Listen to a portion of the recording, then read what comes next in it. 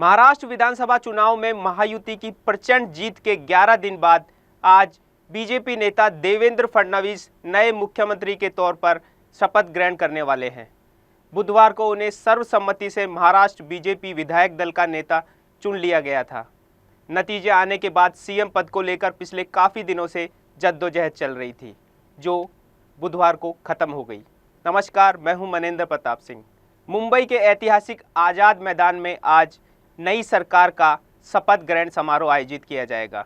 इसको लेकर सभी तैयारियां पूरी कर ली गई हैं। पूरे आज़ाद मैदान को किला बना दिया गया है। मैदान की सुरक्षा के लिए 4000 से ज़्यादा पुलिसकर्मियों को तैनात किया गया है।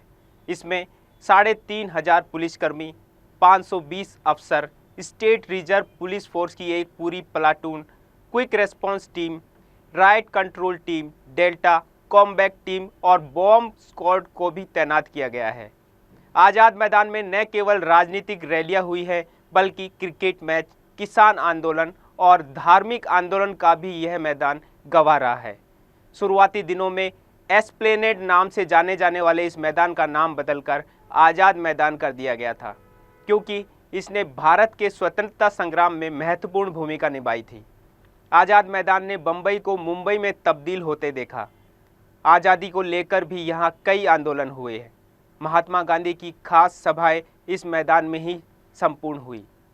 शपथ ग्रहण समारोह में प्रधानमंत्री नरेंद्र मोदी, अमित शाह, पार्टी अध्यक्ष जेपी नड्डा समेत केंद्रीय सरकार के कई मंत्री, बीजेपी शासित राज्यों के मुख्यमंत्री और डिप्टी चीफ मिनिस्टर समेत कुल 70 वीवीआईपी शामिल होंगे।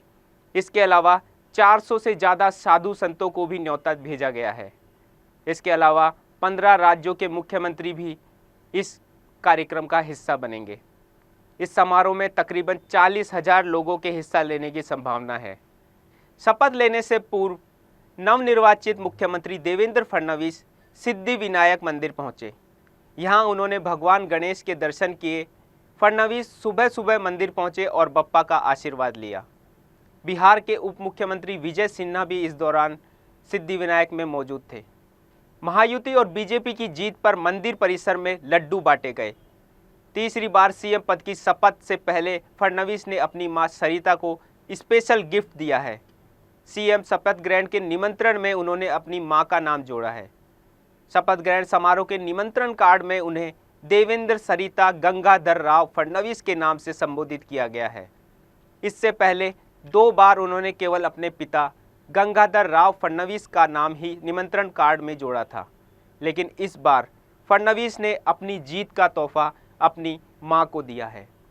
फडणवीस के साथ पिछली सरकार में सीएम और डिप्टी सीएम रहे एकनाथ शिंदे और अजीत पवार भी शपथ ग्रहण करेंगे।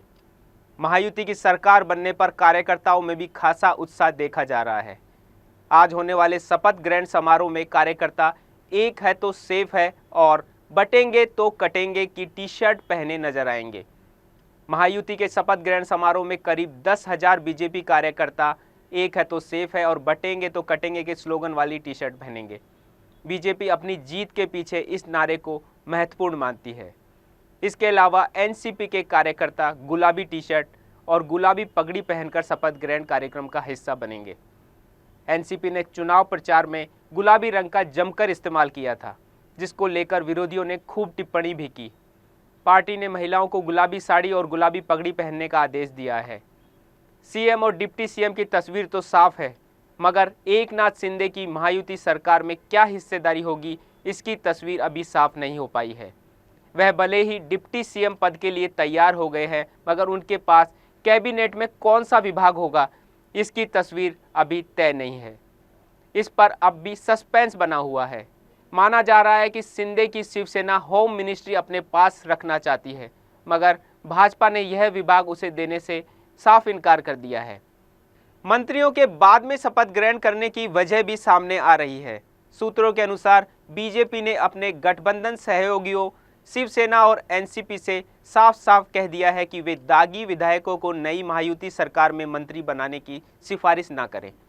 महाराष्ट्र के तीसरी बार मुख्यमंत्री बनने जा रहे देवेंद्र फडणवीस अपने मंत्रिमंडल में साफ और नए चेहरे लेना चाहते हैं, ताकि उनकी सरकार चुनाव प्रचार के दौरान किए गए वादों को पूरा कर सके।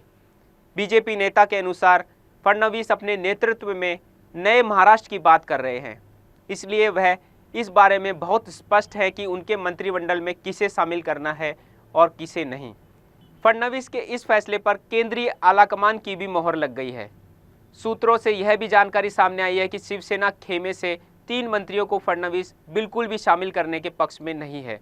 उन्होंने इस बारे में एकनाथ शिंदे को अवगत भी करा दिया है।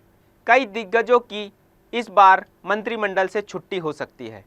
महाराष्ट्र विधानसभा चुनावों में पिछली सरकार के सभी 28 मंत्री चुनाव जीत कर आए हैं। ऐसे में ये सभी फिर से मंत्री बने, ये अभी तय नहीं है।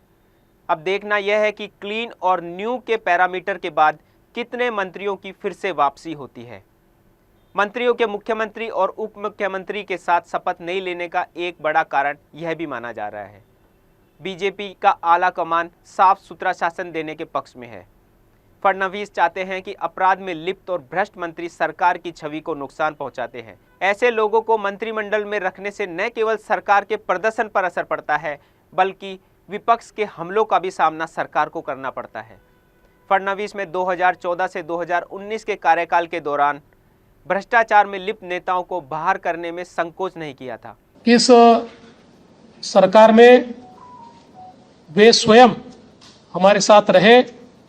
शिवसेना के भी विधायकों की इच्छा है और महायुति के भी विधायकों की इच्छा है, और मुझे पूर्ण विश्वास है कि वो हमारे साथ रहेंगे।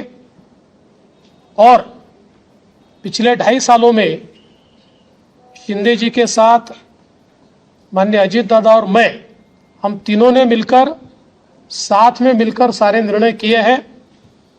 और आज भी हमारे लिए ये जो पद है, ये पद एक प्रकार से टेक्निकल बात है। हम तीनों मिलकर और साथ में हमारे जो साथी पक्ष है उनको साथ में लेकर तमाम निर्णय करेंगे और महाराष्ट्र को नई ऊंचाइयों पर ले जाने का जो संकल्प हमने लिया है, और विशेष रूप से फडणवीस अपने अगले कार्यकाल में भी इसे दोहराना चाहते हैं। और कल विधायक दल के नेता चुने जाने के बाद उन्होंने स्पष्ट कर दिया कि कुछ निर्णय कड़वे हो सकते हैं। फिलहाल रुकते हैं एक ब्रेक के लिए। आप बने रहिए DC न्यूज़ इंडिया के साथ।